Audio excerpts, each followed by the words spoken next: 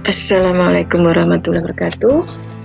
Bertemu kembali dengan saya Siti Aminah, CGP Angkatan 9, yang saat ini sebagai guru BK di salah satu SMP Negeri 1 Mojo Kabupaten Kediri. Kali ini saya akan menyampaikan mengenai diseminasi LK modul 1.4, yaitu mengenai budaya positif. Nah, berikut adalah diseminasi budaya positif yang telah saya lakukan pada hari Senin tanggal 23 Oktober tahun 2023. Assalamualaikum warahmatullahi wabarakatuh. Waalaikumsalam warahmatullahi wabarakatuh. Terima kasih atas kehadiran dari ibu-ibu bapak yang ada di sini. Kali ini saya akan mendiseminasikan mengenai aksi nyata kaum guru penggerak pada modul 1.4, yaitu budaya positif.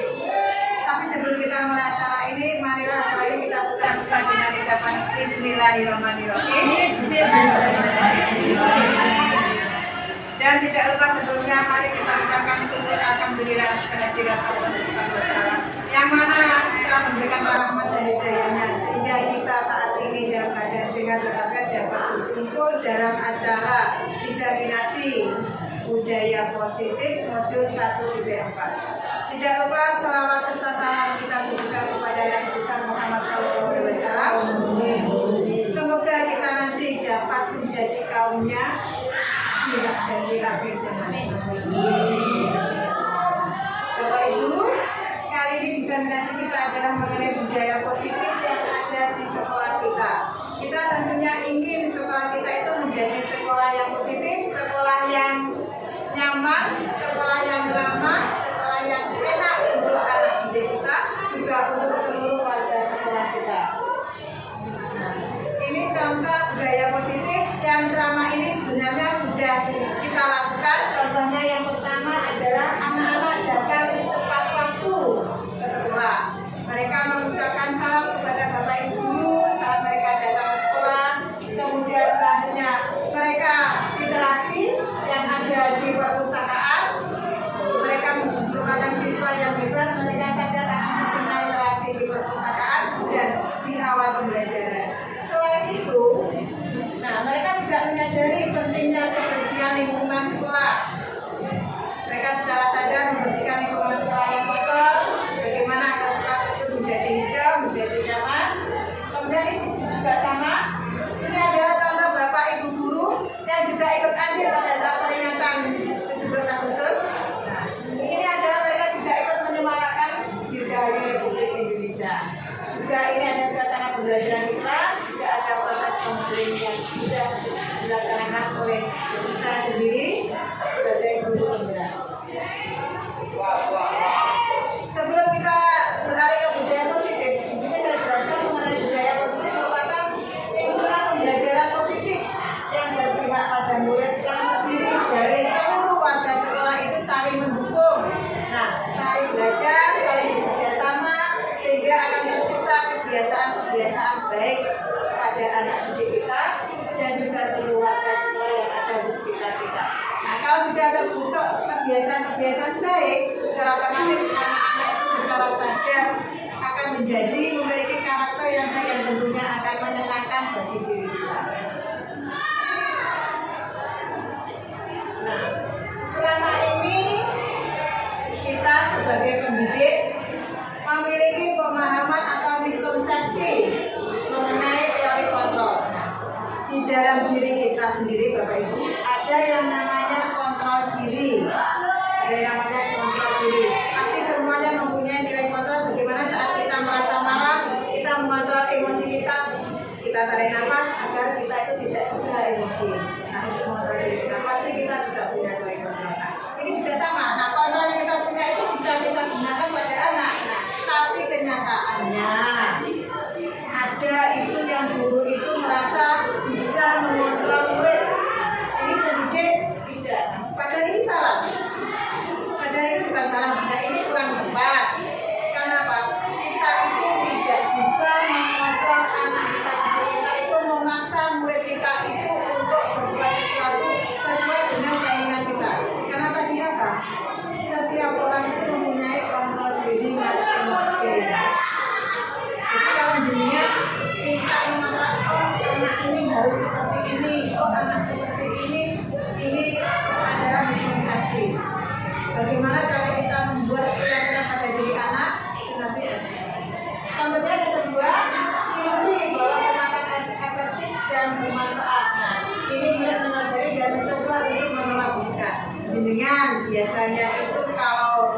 membujuk anak, meminta anak. Anak itu kan biasanya kan langsung gede. Tapi dalam diri mereka itu ada rasa untuk menolak bujukan. Nanti bagaimana caranya itu agar anak menyadari dalam diri mereka itu muncul yang namanya itu karakter yang baik akan muncul dalam kontrol diri anak. Memang ini kan memang suatu PR bagi kita semuanya. Kemudian selanjutnya ilusi bahwa kritik membuat orang merasa bersalah dan mendapat menguatkan karakter. Kadang kita kan membuat anak piye oleh sampai bingung dan sampai ibu bapak itu kan seperti itu sebenarnya juga keliru karena anak didik kita itu yang merupakan generasi yang lebih sesuai ini yang lebih di atas tinggi kita bisa mendidik mereka itu sesuai dengan kodrat zamannya. Jenengan kalau misalnya mendidik sesuai dengan zaman jenengan itu secara otomatis yang ada itu rasa emosi pada diri jenengan saja. Saya juga sama, contohnya hari ini saya juga agak emosi ini, tapi saya juga bisa. Kalau saya didiamkan seperti itu mengajarkan anak memang agak sulit. Selanjutnya adalah ilusi bahwa orang dewasa memiliki hak untuk memaksa. Ini adalah perilaku maksa yang dalam jangka waktu panjang itu tidak akan efektif. Dalam jangka waktu pendek masih bisa. Mungkin yang ini, nah, kesalahan ini, dipaksa untuk membersihkan orang ini, jenengan langsung bisa. Tapi dalam hati mereka masih muncul, kita ini bumbu aku yang tahu itu, bulan aku ditonton, aku buat nih. Ini adalah visualisasi dari nah, ini juga ada paradigma stimulus respon.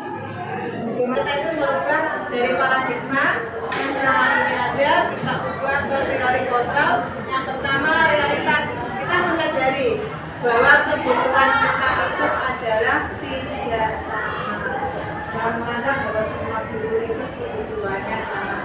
Enggak, karena pas setiap guru berangkat ke sekolah, ini maaf, pasti dunianya di pagi hari itu sudah beda. Jadi kalau kita tuh membuat gurunya itu sama, seperti keinginan kita, kamu harus seperti ini, ke sekolah harus seperti ini.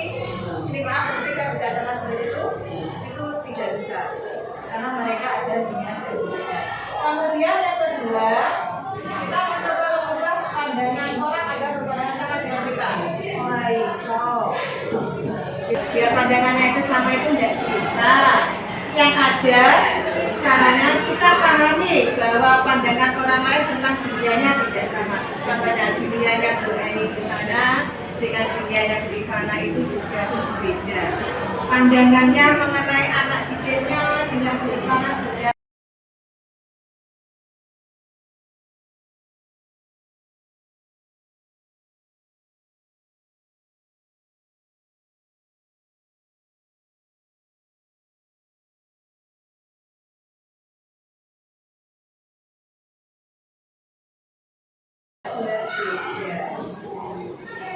selanjutnya hanya Anda yang bisa mengontrol diri Anda. Orang lain bisa mengontrol saya. Anda beranggapan bahwa Romeo bisa mengontrol jenengan. Kira-kira ada enggak? Mana bisa enggak? Sekarang kita letakkan pada diri kita sendiri bahwa orang lain itu tidak bisa mengontrol kita. Yang bisa mengontrol diri kita adalah diri kita sendiri. Ingat, kita harus punya yang namanya asertif. Kalau bisa usahakan nggak usah elok-elok dalam. Mulai kontrol diri Anda. Nah ini juga sama juga bahwa jenengan tidak bisa mengontrol diri orang lain. Jadi saling menghormati, saling menghargai agar kita budaya sendiri. Dari sini kira-kira Bapak Ibu mungkin ada pertanyaan tambahan, kita buka sesinya. Agak mulai paham ya? Nah ini adalah pembukanya. Nah, selanjutnya kalau sudah ada kontrol diri maka akan ada yang namanya disiplin positif. Disiplin itu mematuhi aturan pada diri dengan itu karena jenengan punya yang namanya motivasi internal, motivasi pada diri jenengan sendiri. Nah, ini adalah tindakan pada nilai yang menghargai dan berlaku baik berdasarkan nilai-nilai kebajikan, agar terbentuk murid-murid yang berkarakter disiplin, santun. Jenengan tentunya suka kalau misalnya punya murid yang santun. Nah, bahasanya bisa bahasa kromo, boten kowe, boten sampeyan. Meskipun kita sering mendengar lagunya lagu kowe, nah, tapi kan kita kan juga enak nyaman kalau misalnya mereka bicaranya santun. Jadi ini bagaimana kita menemukan mereka itu berbicara santun, jujur, bertanggung jawab. Jadi terutama bertanggung jawab mengenai tugas-tugasnya, sehingga mereka menjadi pembelajar hayat, pembelajar panjang hayat. Ini Bapak Ibu, kita coba tanamkan ke anak kita bagaimana menjadi pembelajar panjang hayat. Meskipun kita tua, ini contohnya saya, ini dalam satu kelas, ini adalah saya anggota yang paling emak-emak dewe di dalam CGP ini. Dalam satu grup ada 5 orang, ini adalah saya yang paling tua sebenarnya. Ini juga sama, saya juga malu karena ada perkembangan anak ini, saya juga harus menjadi pembelajar sepanjang hayat. Saya juga ingin mengikuti bagaimana alur anak didik saya nanti. Kemudian ini kan agar ada nilai kebajikan universal. Nah, ini nilai kebajikan. Nilai kebajikan universal ini adalah fondasi berperilaku yang disepakati bersama, lepas dari suku bangsa, agama, bahasa maupun latar belakangnya. Nah, ini yang saat ini digembar-gemborkan dalam kurikulum mereka agar terwujud yang namanya belajar Pancasila.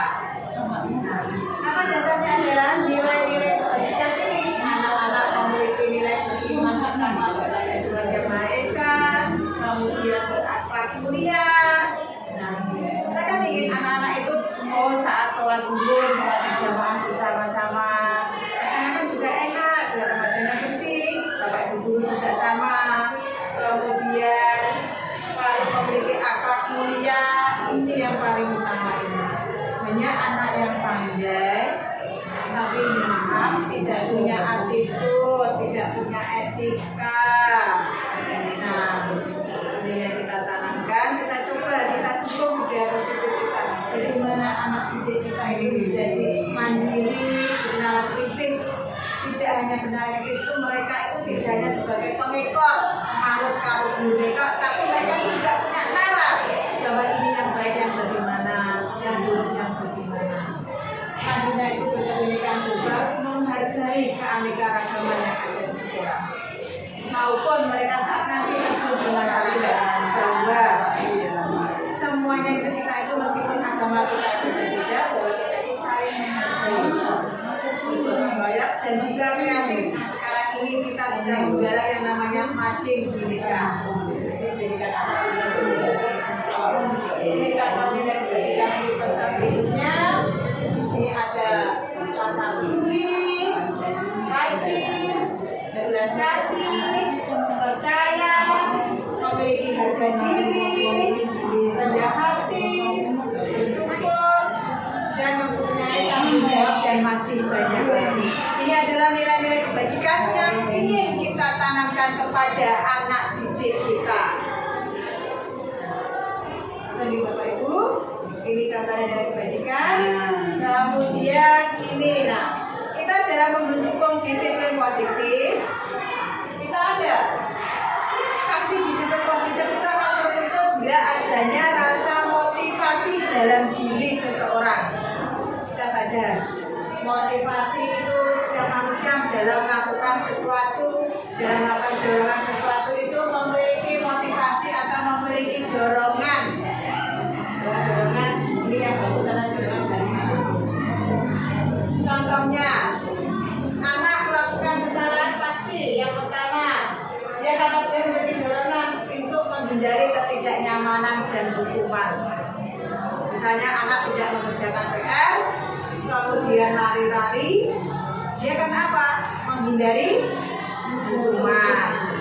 Selanjutnya, karena kemudian anak melakukan sesuatu, misalnya perlombaan, melakukan hal-hal yang bagus, karena dia menginginkan mendapatkan yang namanya penghargaan atau imbalan. Contohnya lagi, motivasi yang ketiga, ini yang kita inginkan. Motivasi karena mereka menjadi orang yang bisa menghargai diri sendiri dan menurunkan nilai-nilai yang mereka percaya. Inilah motivasi dari diri ini, Bapak Ibu, untuk menjadi orang yang mereka inginkan dan menghargai diri sendiri dengan nilai-nilai yang mereka percaya. Nilai yang mereka percaya adalah nilai-nilai kebajikan. Tentunya jenengan kan ingin punya anak didik seperti itu. Sekarang kita diskusi sebentar saja. Monggo Bu Eri Susana dibaca sebentar. Sebagai seorang guru, saat Anda hadir mengajar di kelas tepat waktu, motivasi apakah yang mendasari tindakan Anda? Apakah Anda datang tepat waktu karena tidak ingin ditegur oleh atasan Anda dan kemudian mendapat surat peringatan, atau menghindari ketidaknyamanan dan hukuman, atau Anda ingin mendapatkan pujian dari atasan Anda dan mendapat penghargaan sebagai karyawan atau guru berprestasi, mendapatkan imbalan atau penghargaan dari orang lain, atau Anda ingin menjadi orang yang menghargai waktu, menghargai diri Anda sendiri sebagai teladan bagi murid-murid Anda, karena Anda percaya tindakan Anda sebagai guru akan dicontoh oleh murid-murid Anda, atau menghargai nilai-nilai diri sendiri. Manakah motivasi yang paling kuat mendasari tindakan Anda, atau bahkan kombinasi dari dua motivasi, atau bahkan ketiga-tiganya? Ini contohnya pilih. Jenengan itu kira-kira motivasinya apa? Datang ke sekolah tepat waktu, mengajar di kelas tepat waktu. Kira-kira dasar tindakan Anda apa? Kalau tidak ada, menghindari kemacetan. Menghindari kemacetan lalu lintas. Benar. Berarti karena untuk menghindari kemacetan. Nah inilah contohnya. Berarti perlu kita katakan motivasi dari dirinya bagaimana sebagai dirinya untuk menjadikan pemimpin pembelajaran. Contohnya kemudian Bu Okta, contohnya motivasi Anda yang mendasari tindakan Anda mengajar di kelas tepat waktu. Kira-kira apa Bu? Apakah karena ingin mendapatkan penghargaan dari kepala sekolah? Menghindari kerjaan. Atau karena Anda ingin menghargai diri Anda sendiri? Menghargai waktu. Menghargai waktu berarti Anda juga ingin menghargai diri Anda sendiri karena Anda tidak ingin menjadi orang yang merugi. Nah, ini contohnya lagi. Kira-kira ini yang ingin menjadi teladan bagi murid kok belum ada ya? Ya, tadi dicontoh oleh murid-murid. Berarti intinya kita ingin menghargai diri sendiri. Kalau kita ingin jadi contoh orang murid, mereka kan pasti kan melihat diri kita.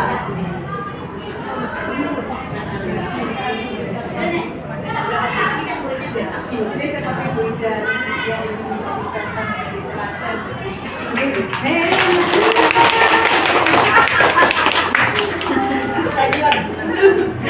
Ini kalau kita jadi teladan bagi murid diri kita sendiri, berarti kita itu sadar dari dalam hati kita gitu. Bahwa kita itu sebagai guru, kita ada tugas kita adalah menjadi suri teladan bagi anak didik kita.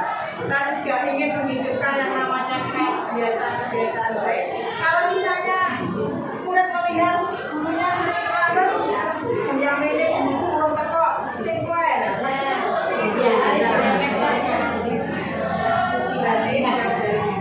Kita hargai diri kita sendiri dengan kita jadikan diri kita itu adalah suri teladan bagi. Terima kasih guru hebat yang sudah memberikan teladan bagi anak. Kita ada kadangkala saat kita mengajar kita itu dekat sama anak didik kita. Nah, kita memberikan hukuman Tapi kita juga ingat ada konsekuensi. Ini perbedaan dari hukuman. Ini adalah hukuman ini bersifat tidak terencana. Nah ini hukuman ini bisa berupa fisik maupun psikis. Anak tersebut akan merasa disakiti oleh perbuatan kata-kata. Sebenarnya hukuman yang kita berikan ke anak didik kita itu hanya berakhir dalam jangka pendek. Mereka akan mengulangi lagi. Bersama artinya itu kita itu menyakiti hati anak, psikis anak. Padahal tugas guru kita adalah membuat lingkungan menjadi nyaman. Bagaimana anak didik kita itu menjadi enjoy di sekolah, menjadikan sekolah itu merupakan rumah kedua bagi anak didik itu. Nah, konsekuensi ini adalah bentuk rencana sudah sepakati. Ini biasanya ini ada dalam kesepakatan kelas. Jadi sebelum pembelajaran itu kadang ada kala bapak ibu guru atau wali kelas yang membuat kesepakatan kelas. Ini bentuknya adalah dalam bentuk konsekuensi. Nah, ini sebenarnya juga sama. Ini mulai tetap dibuat tidak nyaman untuk jangka waktu yang pendek saja. Contohnya kesepakatan kelas. Kesepakatan kelas dengan membuat denda. Kira-kira membuat nyaman anak-anak ini apa ya? Nyaman, ada yang tidak. Karena kesepakatan kelas. Ada nyaman, ada yang tidak. Kesepakatan kelas itu melatih anak didik kita itu nanti bagaimana menjadi tahap berikutnya. Ada lagi nih, dihukum karena penghargaan. Sebenarnya penghargaan yang kita berikan ke anak didik kita itu juga termasuk hukuman Bapak Ibu. Kenapa? Yang pertama, penghargaan efektif, bagus. Kita kan seseorang menghasilkan kebaikan dalam jangka waktu yang pendek. Contohnya perlombaan, ini kan efektif dalam jangka pendek. Tapi setelah lomba kira-kira mereka belum lomba apa enggak? Bilang kan? Kemudian yang kedua, penghargaan merusak hubungan. Ini maksudnya ini penghargaan ini merusak hubungan. Anak itu kadang pastikan ada rasa irinya, merasa irinya. Otomatis kan nanti kan juga kayak kelas kayak artinya kasih begini. Itu kan merusak hubungan. Ada kan bisa menimbulkan persaingan tidak sehat, merusak kelas lain bagaimana kelas lain. Selanjutnya, penghargaan menciptakan persaingan di dalam kelas. Selanjutnya menciptakan kecemasan.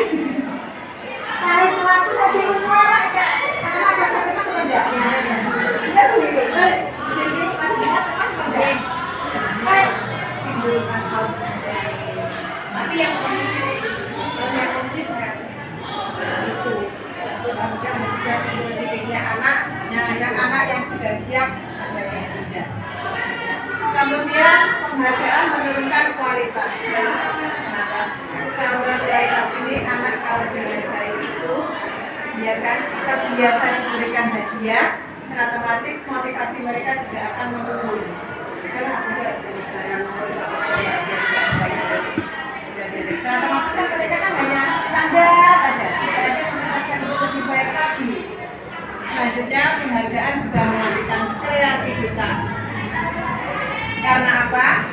Karena penghargaan ada batasan inginnya seperti ini, penghargaan menghukum yang tidak mendapatkan penghargaan.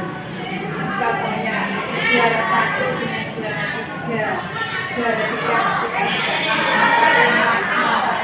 nyapot atau mencipuk cuma selisih 1 angka. Dia enggak?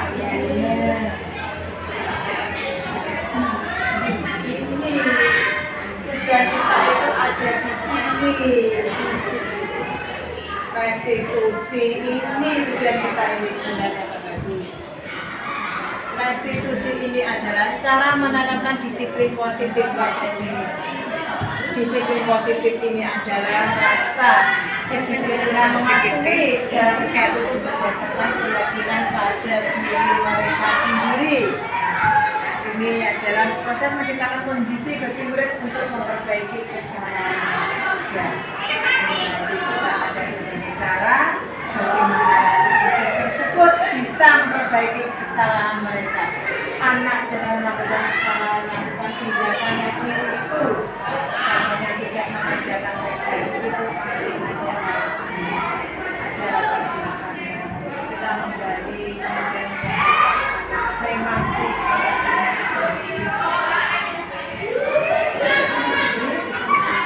ini ciri-ciri restitusi. Restitusi bukan untuk menebus kesalahan, tapi untuk belajar dari kesalahan. Anak-anak kita tanyakan bagaimana mereka belajar dari kesalahan yang sudah mereka buat. Kemudian restitusi juga memperbaiki hubungan. Kalau kita sudah memberikan restitusi, nanti mereka akan menyadari bagaimana caranya kita itu memperbaiki hubungan yang salah dengan bapak ibu guru, dan hubungan yang salah dengan teman-teman. Restitusi mengembalikan murid yang berbuat salah pada kelompoknya. Maksudnya, dengan restitusi ini kita buat anak didik kita itu bisa beradaptasi kembali dengan kelompok awal mereka. Ya, restitusi adalah mencari kebutuhan dasar yang mendasari tindakan yang keliru pada diri. Selama ini kita menjadikan anak itu salah, langsung kita memberikan hukuman, langsung kita memberikan sanksi tanpa kita tahu apa penyebabnya, apa dasarnya dia melakukan tindakan tersebut. Contohnya, ini ada anak yang bolos, ternyata mereka tindakannya adalah apa? Menghindari hukuman saat upacara untuk hormat bendera. Mereka biasanya seperti itu. Kemudian tindakan yang salah tersebut kita tahu dasarnya apa, baru kita arahkan. Kira-kira nanti kelanjutannya bagaimana. Kalau sudah melanjutkan tindakan bagaimana tersebut, baru arah tersebut agar mereka kembali ke kelompoknya tanpa diejek teman-teman. Oke, tadi dari restitusi tadi, kira-kira dari sini Bapak Ibu ada pertanyaan apa tidak? Kok saya kelihatan memproses?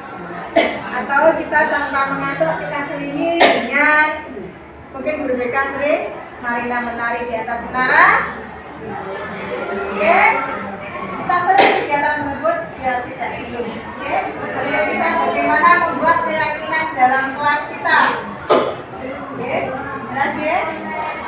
Marina, tangannya gini. Marina Menari di atas menara. Kita lihat konsentrasi jenengan. Langsung ya, kita mulai. Marina menari di atas menara. Di atas menara, Marina menari. Sekarang sudah jelas. Bukan apa yang saya ucapkan, bukan yang saya lakukan, apa yang saya ucapkan. Ulangi ketemu saya. Konsentrasi. Mulai. Marina menari di atas. Di atas berarti tangannya.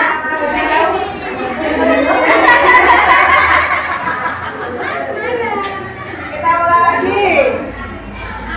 Marina menari di atas menara.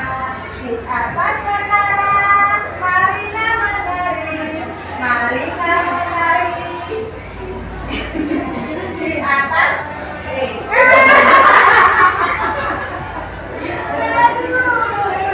Ternyata ini uang kantongnya sudah mulai mendarat di bawah.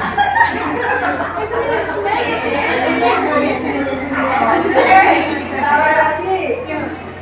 Marina menari di atas menara.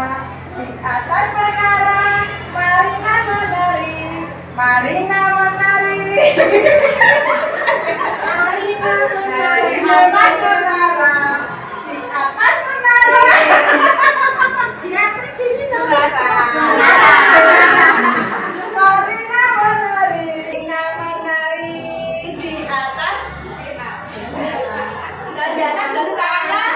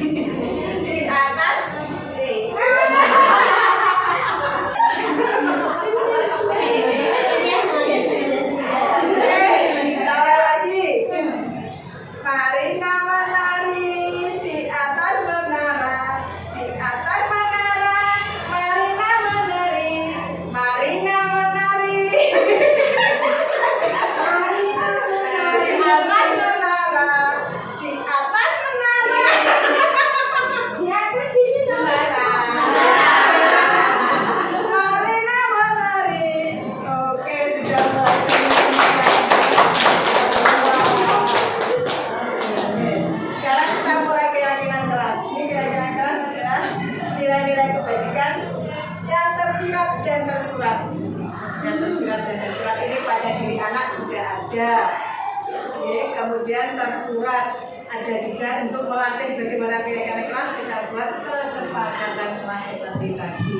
Anak sudah jalan kesepakatan kelasnya, maka mereka akan menjadi keyakinan kelas bahwa datang terlambat akan didenda 5.000. Tapi kalau sudah jadi keyakinan, mereka tidak akan terlambat lagi karena menyadari aturan-aturan tersebut sudah tertanam dalam diri mereka. Kemudian bully, rata-rata anak didik kita itu kan suka membuli teman-temannya, memanggil nama temannya dengan nama bapak, nama orang tua. Nah, kesepakatan kelas kemudian kita berkeyakinan bahwa membuli itu adalah menyakiti hati orang lain. Dan sebelum mereka akan sadar, akan yakin bahwa ini tidak perlu dilakukan. Bagaimana cara kita membuat pendalaman keyakinan? Nah, kita pahami tugas guru tugasnya apa, murid tugasnya apa. Guru tugasnya mengajar, mendidik, menjawab pertanyaan, memberi nilai, mengatur kelas, menegakkan peraturan, peduli terhadap semua murid. Nah, kalau murid tugasnya belajar, mencoba, menghasilkan yang terbaik dari diri, mengikuti peraturan, menjalankan. Guru tugasnya bukan menyakiti atau disakiti, ini malah murid ini bisa lakukan. Kemudian guru tugasnya bukan menyakiti atau disakiti, mengeluh. Ini rata-rata ini kadang, aduh capek sekali hari ini, anak-anak kita buat masalah. Di contoh saya juga sama, saya juga nggak bisa, kadang saya juga mengeluh. Aduh, kadang hari ini sebenarnya itu tidak perlu, karena itu adalah sudah tugas kewajiban kita. Selama misalnya kita itu tidak mengeluh menghadapi anak, seperti ini, kita nanti merasakan kira-kira anak terjadinya kira-kira hari ini mau berbuat apa lagi ya. Kita anggap saja mereka itu merupakan hiburan hidup kita. Tetap lagi, kira-kira Abi hari ini jalan-jalan akan membakar apa ya? Itu dibuka saja dari diri kita. Kita kan kalau mengingat seperti itu kan kita kan nggak jadi tertawa sendiri. Kita anggap saja anak didik kita ini merupakan hiburan kita. Jangan tidak nah ini kita menanamkannya itu kita juga ada yang namanya tabel T. Contohnya adalah T itu adalah tabel T hormat tanpa. Kalau anak disebut datang tepat waktu, menyapa teman, berarti dan guru setiap hari berarti anak-anak tersebut sudah melakukan, sudah memiliki keyakinan dalam diri mereka. Hormat itu bagaimana? Kemudian lalu terdengar, misalnya saat tuh orang berbicara, yuk saya bantu.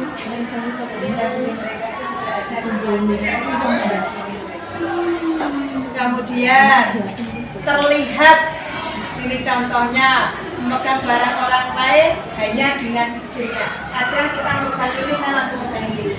Apa? Karena kita ini saya pinjam mobilnya ini. Berarti kalau sudah timbul rasa izin pada diri anak untuk melakukan sesuatu untuk mengambil, berarti mereka sudah mulai tampak terlihat keyakinan dalam diri mereka. Berperilaku tersenyum ramah. Ada kita ini maaf, mungkin kita juga pernah melihat teman kita untuk senyum saja itu rasanya itu mahal. Ya, padahal senyum itu adalah ibadah. Senyum itu juga membuat kita jadi awet muda, Bapak Ibu. Tambah keringat. Karena kelihatan kalau kita itu hati kita itu suasana selalu gembira, selalu ceria. Dalam hati menangis. Kalau kita itu siap untuk menghadapi anak didik kita yang beraneka ragam. Ini adalah kita langsung beralih ke kebutuhan dasar tadi. Bagaimana anak didik kita itu melakukan suatu kesalahan, pasti karena mereka punya kebutuhan dasar. Setiap manusia itu punya kebutuhan dasar. Contohnya, ini kebutuhan dasar adalah tindakan manusia memiliki tujuan tertentu. Ini istilah yang terbaik. Anak atau kita melakukan pelanggaran itu karena apa? Karena kita itu ada kebutuhan dasar kita itu yang tidak terpenuhi. Contohnya hidup, misalnya kebutuhan sandang pangannya tidak terpenuhi, melakukan kegiatan kuliner untuk rasanya apa? Untuk makan. Kemudian kekuasaan, melakukan sesuatu karena dia ingin dikuasai, ingin diberi kuasa. Anak melakukan bully di sekolah itu kadang karena mereka akan dianggap sebagai tua, gitu. Kemudian karena mereka rata-rata ini saat kami proses konseling Bapak Ibu guru BK, teman-teman kita, kenapa anak melakukan kesalahan? Karena ternyata mereka rata-rata kurang yang namanya perhatian kasih sayang. Rata-rata itu mereka itu keluarganya itu yang duluan lebih, mereka itu neneknya, mereka itu budenya, jadi mereka kurang kasih sayang. Selanjutnya kebutuhan dasarnya adalah kesenangan. Karena kita ingin disenangi sama teman kita,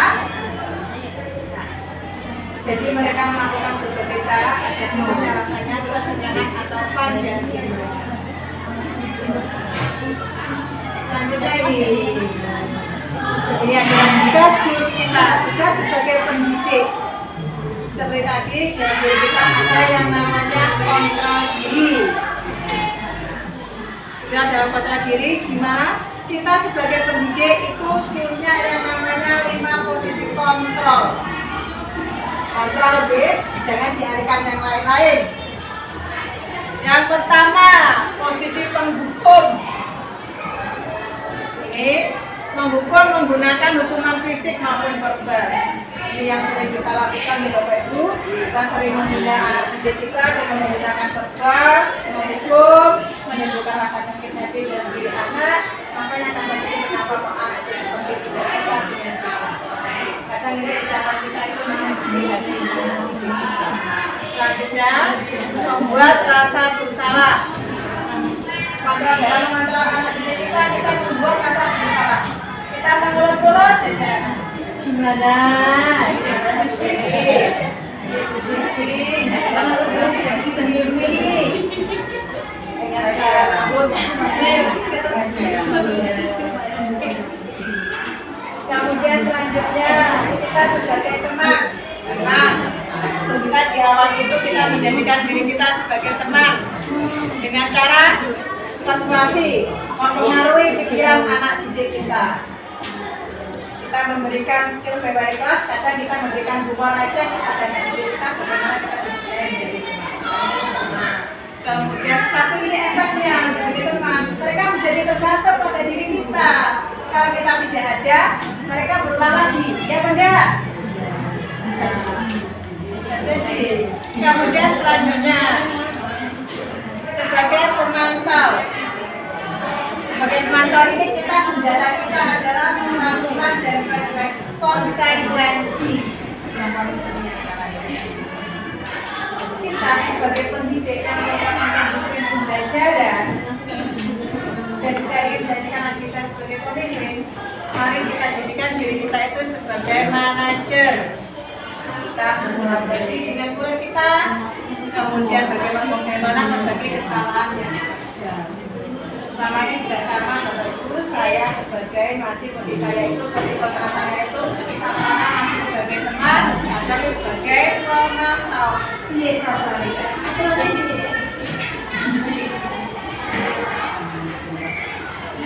berguna diri, bagaimana kita akan menjadi manajer. Perilaku kontrol ini yang termasuk kontrol yang negatif ini adalah menghukum dan membuat rasa bersalah. Menghardik, oh ya jawabannya kena orang ya. Ini adalah menghukum. Kita jangan seperti itu ya. Berceramah menunjukkan kecewaan. Ini kontrol positif. Ini teman, pemantau dan manajer. Nah ini guru berkata apa peraturannya terus konsekuensinya apa kalau sangat berbuat salah. Jadi itu masih posisinya sebagai pemantau. Tapi kalau sudah ada dalam diri anak apa yang kita yakini atau yang apa anak ini sedikit dalam institusi refleksi yang akan kita lakukan pada diri anak, bagaimana menimbulkan budaya positif di sekolah. Ini yang pertama, menstabilkan identitas. Setiap orang pasti pernah melakukan kesalahan. Kita yakini bahwa setiap orang pasti melakukan kesalahan. Yang kedua, kita validasi tindakan yang salah. Kita tanyakan kenapa saya berbuat salah. Yang ketiga, baru yang anak sama sebenarnya pinginnya piye. Kalau misalnya pinginnya itu dirasa itu tidak sesuai dengan etika atau akhlak mulia kita tuntut anak didik kita. Bagaimana kalau sesuatu seperti itu sesuai tidak dengan yang ada di sekolah. Kira-kira kamu mendidik karena mau ada. Kita tanyakan gimana. Memang kita kan katanya kan harus menjaga pada anak, menuntun anak sesuai dengan kodrat anak. Tapi juga kita adalah menuntun menjadi anak pribadi yang berakhlak. Yang di sini saya perjelas itu. Kira-kira ada pertanyaan apa enggak? Gimana dia? Karena kita ini ada diseminasi kita mengenai budaya positif. Kita sama-sama belajar. Oke, terima kasih. Salam sehat dan bahagia untuk kita semua. Tepuk tangan juga, tepuk tangan.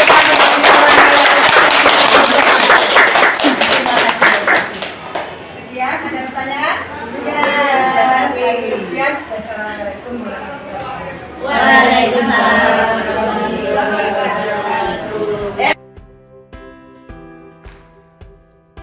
Dari paparan diseminasi budaya positif yang telah saya lakukan tadi, maka ada beberapa guru yang memberikan refleksi mengenai hasil diseminasi yang telah mereka terima.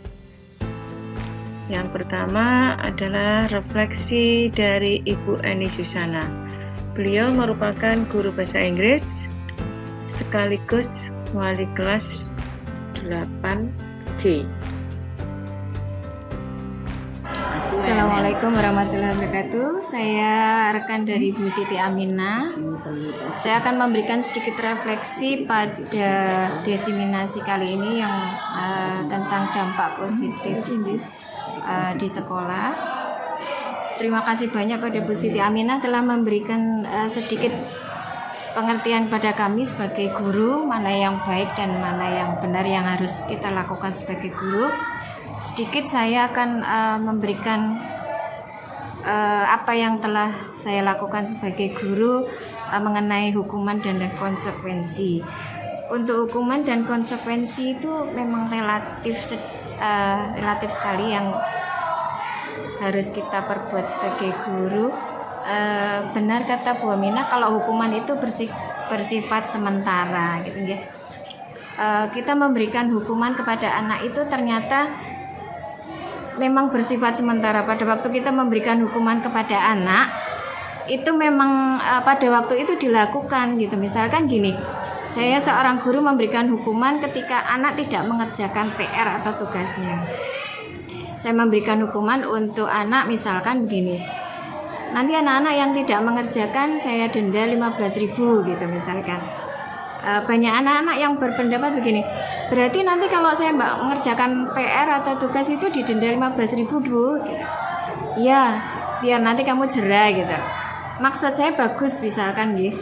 Misalkan gini, saya memberikan efek jerah kepada anak-anak biar mereka segera mau mengerjakan tugasnya. Kalau ada PR itu dikerjakan, dan kalau tidak mengerjakan saya denda 15.000. Ternyata efek itu hanya sementara saja. Jadi untuk selanjutnya mereka bahkan ada beberapa anak yang sering tidak mengerjakan tugas malah bilangnya begini, Bu, lebih baik saya membayar uang 15.000 daripada saya mengerjakan tugas gitu kan.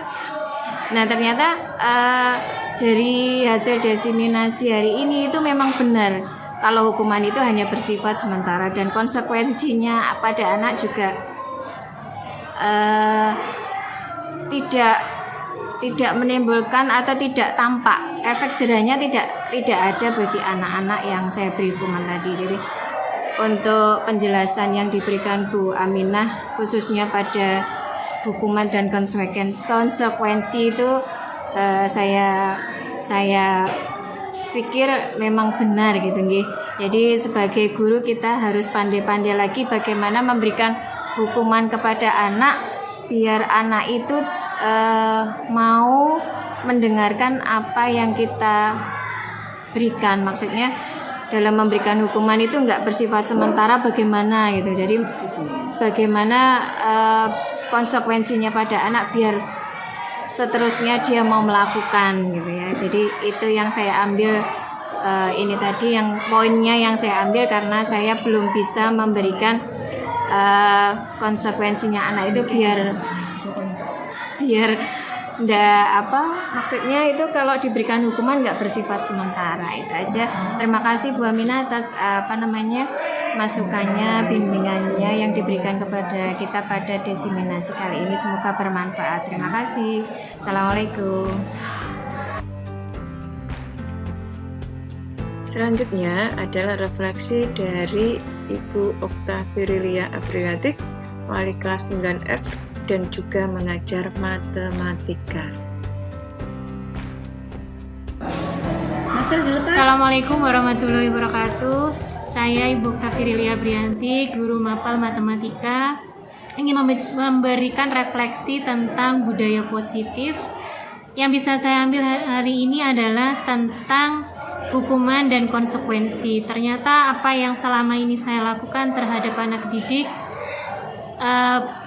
perlu banyak belajar lagi karena banyak hal yang masih kurang tepat saya terapkan di kelas selama ini.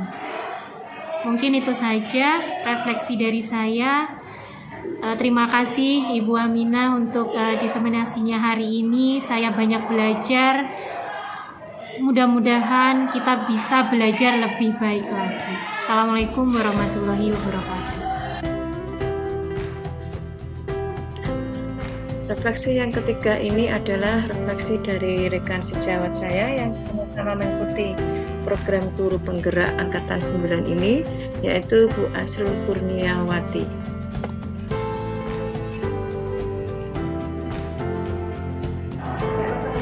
Assalamualaikum warahmatullahi wabarakatuh. Saya salah satu rekan dari Bu Siti Aminah, nama saya Asrul Kurniawati. Ya, saya akan sedikit memberikan refleksi dari diseminasi hari ini. Jadi menurut saya memang masih banyak hal-hal yang kurang dalam pengaplikasi di sekolah. Misalnya budaya positif. Budaya positif itu seharusnya guru itu sebagai teladan untuk murid-muridnya. Mungkin di sini kita bisa kita buat untuk menjadi suatu introspeksi ya, suatu introspeksi buat diri kita. Ternyata selama ini kita itu melakukan sesuatu yang positif itu tidak hanya untuk maksudnya tidak untuk suatu kebaikan yang harusnya memang itu dilakukan berdasarkan kesadaran diri. Akan tetapi banyak faktor-faktor yang membuat kita bisa melakukan itu hanya faktor tertentu, misalnya agar tidak dimarahi bapak kepala sekolah, atau mungkin agar terus satunya lagi misalnya saya juga ingin dipuji mungkin dari teman-teman yang bisa pagi itu bisa termasuk itu tadi, jadi ingin dipuji orang lain. Nah, terus untuk masalah kontrol, posisi kontrol. Nah, ini selama ini saya masih bisa menerapkan dalam posisi sebagai teman atau sebagai penghukum. Untuk yang sebagai manajer saya masih belum bisa menerapkan. Nah, ini nanti dengan mengikuti diseminasi ini tadi, saya akan berusaha menjadi lebih baik. Jadi seharusnya jadi guru itu seperti apa, sebaiknya seperti apa. Gitu. Terus untuk yang segitiga restitusi. Nah, untuk segitiga restitusi selama ini memang kita kebanyakan belum bisa mengarahkan anak untuk mengajak mencari atau memecahkan suatu permasalahannya sendiri. Akan tetapi kita hanya menjudge, nah, kamu harus begini, kamu harus begini gitu aja. Jadi kita kurang bisa membimbing anak untuk bisa memecahkan masalahnya sendiri. Sementara itu refleksi dari saya, semoga ini kedepannya akan menjadi suatu kegiatan yang bisa dilaksanakan secara kontinu dan berkelanjutan untuk penerapannya. Sekian dari saya akhiri. Assalamualaikum warahmatullahi wabarakatuh. Selanjutnya, ini adalah refleksi dari tenaga kependidikan yang ada di SMP Negeri 1 Mojo, yaitu sebagai petugas perpustakaan, Ibu Nabila.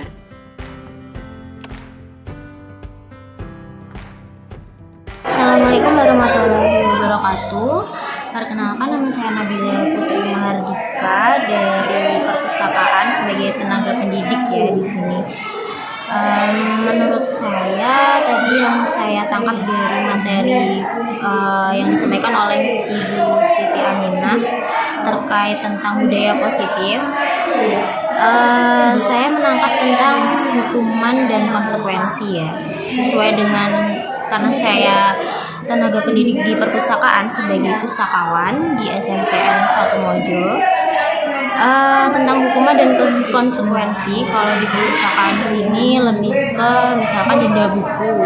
Denda buku itu kalau misalkan terlambat mengembalikan itu dendanya 1.000. Hal itu supaya anak-anak itu bisa lebih disiplin dalam menaati peraturan yang ada di sekolah, karena kebanyakan anak itu lebih meremehkan tentang peraturan yang ada di sekolah. Jadi bagaimana supaya bisa tertib, disiplin, dan tidak meremehkan adanya peraturan tersebut, supaya ada efek jera untuk siswa-siswi di SMPN 1 Mojo.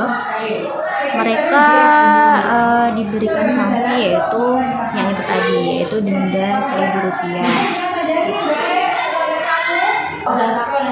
Dan misalkan siswa-siswi di sini saat peminjaman buku itu harus pengembaliannya tepat waktu. Misalkan buku bacaan seperti novel atau buku pengetahuan, buku non-fiksi seperti itu, kami menentukan untuk pengembaliannya harus sesuai, yaitu seminggu. Jadi mereka tahu bagaimana harus menaati peraturan itu. Selain dari segi peminjaman dan pengembalian buku, di sini juga ada koleksi digital di perpustakaan SMPN 1 Mojo. Jadi kami membuat web supaya kaitannya dengan budaya positif ya, supaya siswa-siswi di sini itu minat bacanya tinggi. Tidak hanya menggunakan HP, tapi juga bisa baca buku di tempat atau menggunakan HP itu juga, tapi menggunakan aplikasi yang sudah disediakan di perpustakaan SMPN 1 Mojo. Menurut saya itu saja. Terima kasih. Wassalamualaikum warahmatullahi wabarakatuh. Yang terakhir adalah refleksi dari Ibu Lina Dewi Arisanti. Beliau juga mengampu sebagai guru bimbingan dan konseling, merupakan rekan sejawat saya juga. Assalamualaikum warahmatullahi wabarakatuh. Saya salah satu rekan dari Ibu Siti Aminah. Setelah mendengarkan diseminasi dari Ibu Siti Aminah, banyak hal baru yang saya peroleh, dan terima kasih sekali atas penjelasannya.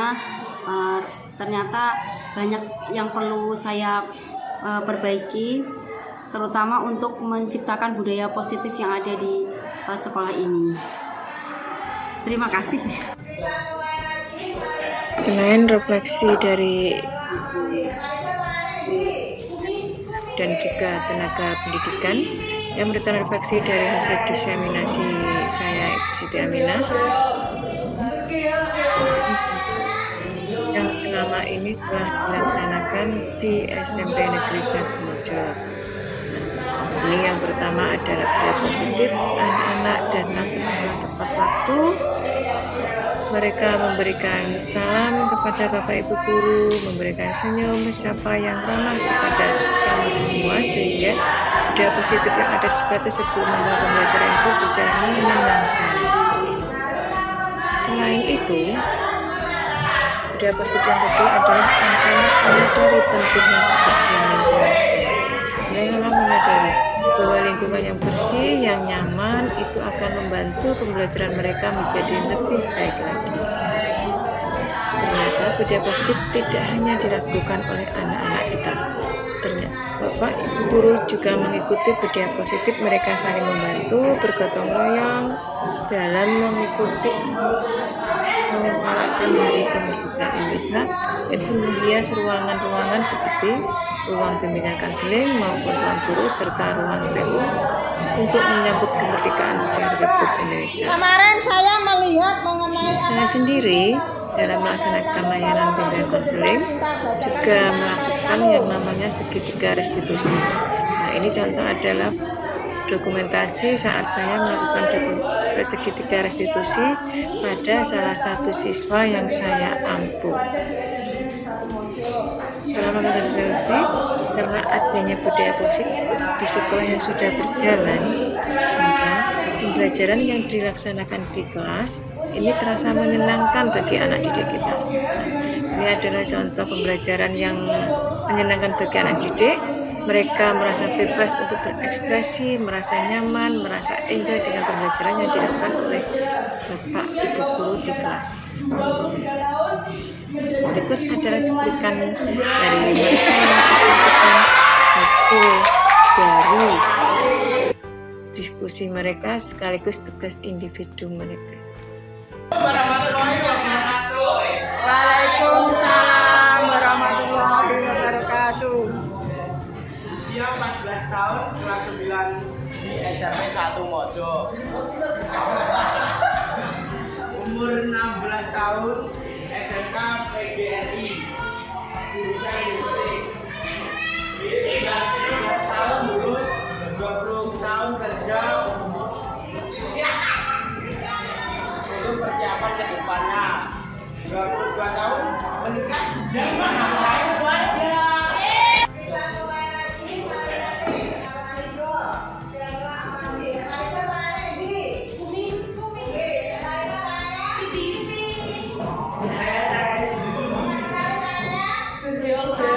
Meskipun malu, ternyata mereka berani mengungkapkan perencanaan karir mereka 10 tahun ke depannya.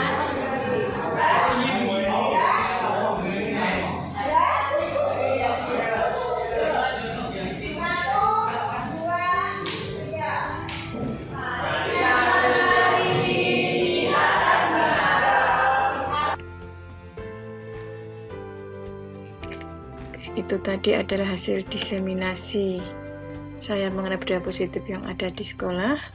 Terima kasih. Salam sehat dan bahagia. Wassalamualaikum warahmatullahi wabarakatuh.